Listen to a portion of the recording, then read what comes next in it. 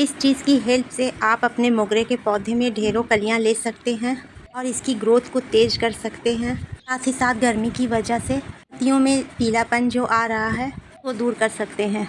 तो ये क्या चीज़ है और किस तरीके से अपने पौधे में इस्तेमाल करना है, ये सब आज इस वीडियो में शेयर करूँगी। गर्मियों का मौसम जैसे ही स्टार्ट होता है, मोगरे के पौधे की पत्तियाँ पीली पड़ने लगती है और पौधा अपनी ग्रोथ को रोक देता है। साथ ही साथ पौधे पे जो कलियाँ बन रही होती है वो काली होकर नीचे गिर जाती है। मोगरा का पौधा एक परमानेंट फूल वाला पौधा है और वो सर्दियों के मौसम में डोरमेंसी पीरियड्स में होता है। जैसे ही फरवरी लास्ट होती है, इस पौधे पर एक नई ग्रोथ स्टार्ट हो जाती है।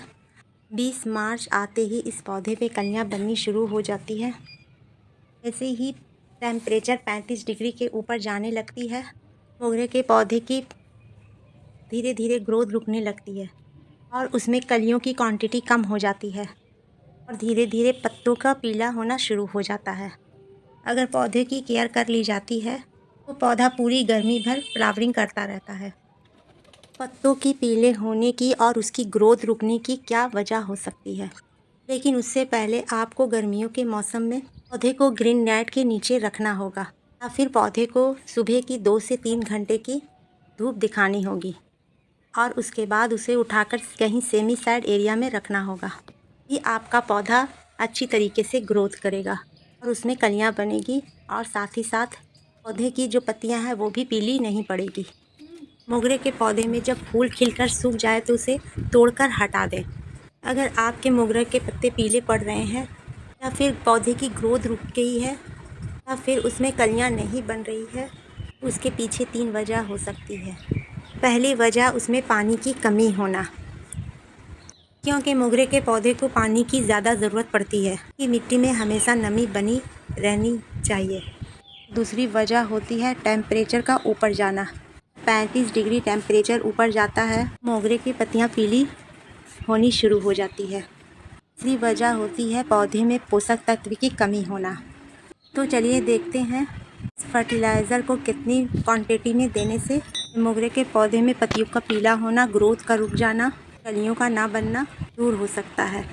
खाद देने से पहले अच्छी तरह मिट्टी की कुड़ाई कर लें, मिट्टी हल्की हो जाए। इससे पहले हमें एप्सम सॉल्ट की ज़रूरत पड़ेगी। एप्सम सॉल्ट जिसे मैग्नीशियम सल्फेट कहते हैं, के इस्तेमाल से पौधे काफ़ी हरे भरे हो जाते हैं। अलावा कलियों का पीला होना, पत्तों का पीला होना, फिर पत्तियों की मुड़ने की प्रॉब्लम एप्सम सॉल्ट की वजह से दूर हो जाती है। क्योंकि जब पौधे में क्लोरोफिल बनता है तो पत्तियां हरे रंग की हो जाती है। अगर 10 इंच के गमले में आपका पौधा लगा हुआ है, 1/4 चम्मच एप्सम सॉल्ट ले लें। ये दूसरी चीज़ है, ये है इस्तेमाल की हुई चाय की पत्ती। धोकर अच्छी तरह से सुखा लें जिसमें दूध और चीनी की कोई भी पार्टिकल्स ना रहे। के लिए आपको लेना है 2 चम्मच चाय की पत्ती। ये जो तीसरी चीज़ है, 1 चम्मच आपको हल्दी पाउडर लेना है। हल्दी पाउडर में प्रोटीन, विटामिन ए के साथ साथ एंटीसेप्टिक और एंटी बैक्टीरियल गुण पाए जाते हैं कि पौधे में रेजिस्टेंस पावर को बढ़ा देता है। हल्दी का इस्तेमाल पौधों पे किया जाता है।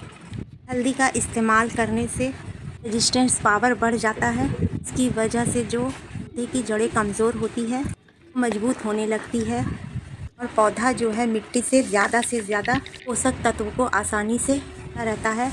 की वजह से पौधे की ग्रोथ अच्छी होती है, उस पर पत्तियां हरे निकल कर आती हैं, इससे फल और फूल ज़्यादा से ज़्यादा होने लगती है। इन तीनों चीज़ों को अच्छी तरह से मिला लें और जड़ के किनारे किनारे इसे डाल दें और पानी डाल दें। ये थी छोटी सी इन्फॉर्मेशन।